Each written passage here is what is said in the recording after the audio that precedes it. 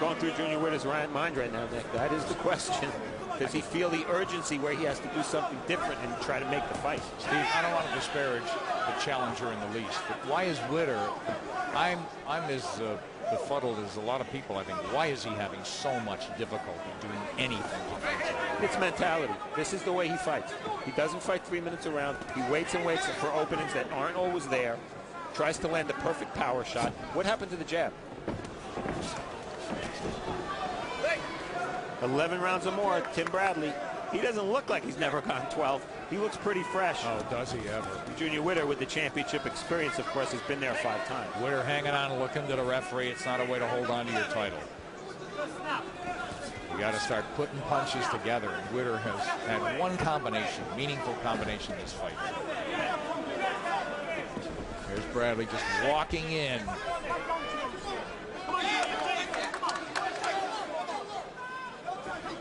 To a lesser extent, Nick, but what this fight reminds me of a little bit is when Nassim Hamed fought Marco Antonio Barrera. Again, Hamed trained by the Ingles. Hamed, an awkward fighter who made it work for him. It's not working for Bradley now. It's a negative. Bradley with that overhand right. Crowd gets riled as Junior Witter tries to come back with something. But he looks sloppy and seriously out of sync. And Steve, you know, it's just the rough stuff from Bradley at this point. I don't think he's that elusive. I don't think he's that tricky. The rough stuff indeed. He landed another big right with Witter's chin way in the air. You know, with a round to go or so, you just reverse the table and say, what if Bradley's the champion and you're fighting in the United States? You know, Witter would be hopelessly behind by everybody's count. No doubt. Oh, blood, left corner, corner of the left eye now. Witter could have been a headbutt. We didn't see him. Saw one good right hand, but that was almost a minute ago by Bradley. So was that a headbutt? Witter, I don't know if he feels the blood, but he's not showing that lead left side anymore. He's southpaw. Hands are low. He's doing nothing. Nothing. Now trying to go to the body of Bradley. He's trying everything, Steve. Not really on the attack by any means, but probing. Running out of clock, perhaps. Just over a round to go in this title fight on Showbox. Oh. Right hand from Bradley. Bradley saw Witter lining up a big shot. Yeah, exactly.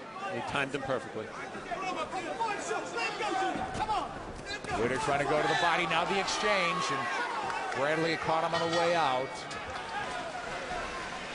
Look at the body language. I mean, Witter slumps on his stool, and Bradley's looking out into the crowd, smiling. You get a little water on Nick Charles' purple tie. Hey, water, it's better than that blood mixed with water. Come on. Deep breathe, deep breathe. Right up. Right up. Come on. Right up, right up. Come on. Come on, right up. You got to move straight. Okay. Action from around 11. Bradley popped in his left hand, and we believe that's when Witter got cut over the left eye. You see him walking away. He felt the blood. Deep breathe through. Deep right. Spit it out. Come on. Spit. Drink. Right. Pull his shots right out, Dad. Pull his shots out. Stop deep breathing. Come on, deep breathe. Take it to his ass, dude. Keep the defense tight. Go get him. This is his last 3 minutes. Be careful. All right, be careful. Change your talk. All right. So you got it. Arch it up.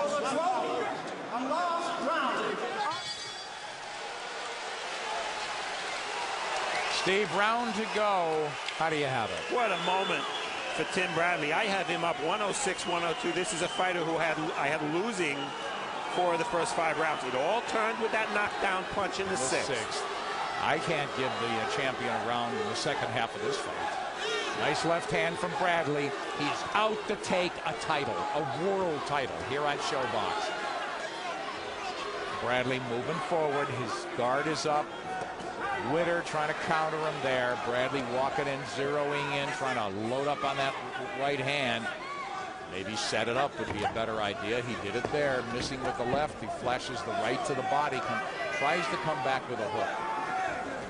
Steve, I think I've seen maybe 1 3-punch combination from either guy. Yeah, it's an intelligent chess match, not a boring one from Bradley. He's fought a near perfect fight in that sense. Never lost his focus, too. You know, in a very real sense, Nick, this fight could have been in Cleveland, Ohio. I mean, there's been nothing about it that would lend you to believe that Witter had a home court advantage. Well, they've taken Bradley certainly taken the crowd out of the fight if they were ever in it. A lot of posing as the champion trying to set up something. He's got 1:40 to maybe save his career, Steve. No sense of urgency from Witter at all. Bradley walking him down again. Nick, I'm going to read you 6 names real quick. Marvin Hagler, Carlos Palomino, Oliver McCall, Jeff Lampkin, Joey Maxim, Glenn Johnson. 6 guys, what they have in common, American fighters who won world titles in England. Is Tim Bradley going to be another name on that list? Looks like it. Looking good for him. Bradley overhand right's been his best punch. I really haven't seen a hook from him land with any regularity. A little blood again on Witter's left eye. A minute to go in this title fight. Will Witter retain, defend, or will Bradley be the new WBC super lightweight champion? It's Bradley punching first, punching last. Tell you this, if Junior Witter gets this decision, I don't see how that can happen. If he does, I bet you he's booed in his own country. I'm with you. I don't think it's going to happen, Steve. I can't say no way about anything. Timothy Bradley, in my opinion, convincing winner here. Oh, missed on that one, but Witter just walked in. Shin up in the air, hands down. And Nick, you said you have to take the title from the champion. Well, if that's your criteria, over the second half of the fight, he took it. He took it, baby.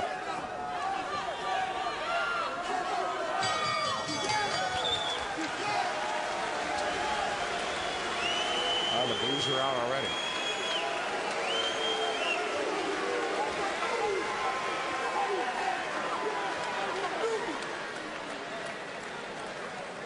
Again, the judges are Franco Ciminali of Italy, 27 title fights. Omar Minton of Mexico, 35 title fights, including Tyson Bruno. Daniel Vanderveel just did Moscow Peter, Chavez Oscar de la Hoya, Castillo Corrales 1. Very experienced team of judges. Whoa, what a long wait. I have 116, 111. They don't know nothing about Jesus. I think a longer wait for Junior Witter. Is this man moments away from a world title? And this guy moments away from being a challenger.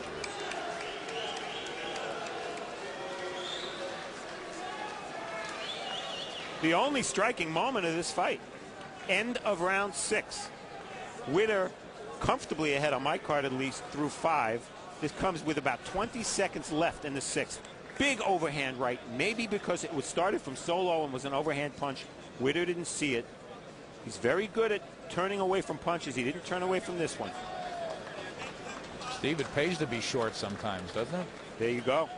And we say throw straight punches. Shortest distance between 2 points, a straight line. Well, if Tim Bradley threw that punch straight, he wouldn't have landed it. So Timothy Bradley's on his knees now, crying.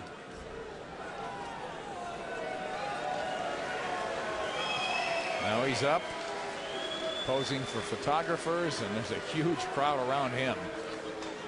People at ringside, people in this audience in Nottingham, this sold-out audience sense a new world champion. Now Witter with a show of regard for Tim Bradley.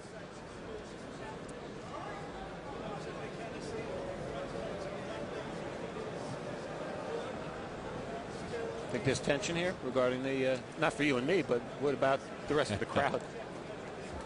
Steve, I think they know.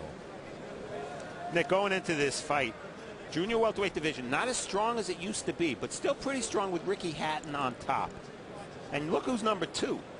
That's what Tim Bradley was fighting for. Steve, Kendall Holt, number 6. We're going to see him challenge Ricardo Torres on Showbox in July. Big hitter. Yeah, it's an interesting division because it's lost a lot of its big stars. They've moved to welterweight. Maybe there's room for Tim Bradley to step in, Paulie Malignaggi, another exciting young fighter. He'll be hopefully fighting Ricky Hatton if he wins one more fight. Ladies and gentlemen, after 12 rounds of action, we have a split decision. Here are the score totals. Judge at ringside, Franco Ciminale, scores about 115 to 112 in favor of Junior Hitter. Judge at ringside, Daniel Vanderweel, scores about 115 to 113 in favor of Timothy Bradley.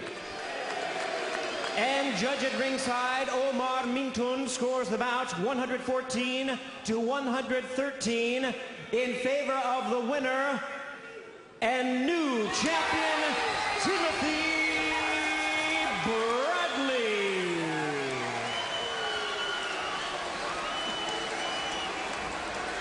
Justice prevailed here in Nottingham. Split decision, razor-thin margin. It really doesn't matter. That man's going home with a title. And he should be crying tears of joy, Nick. You know how difficult it is to win a world title on the road to begin with, and then to do it with the little bit of experience Timothy Bradley has. Absolutely amazing.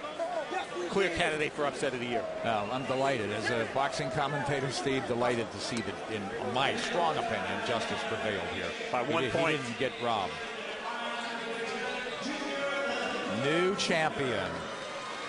Here we see the new champion. Steve, you talked about Americans who came over overseas, came back with belts.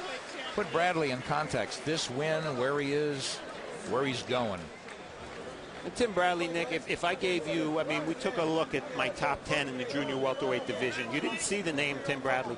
If I had gone to 20, somewhere between 15 and 20, you would have probably seen Tim Bradley. Again, this fight happened for one reason.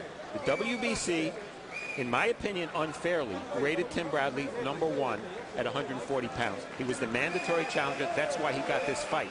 Both sides admitted the fight never would have happened if he was not the mandatory.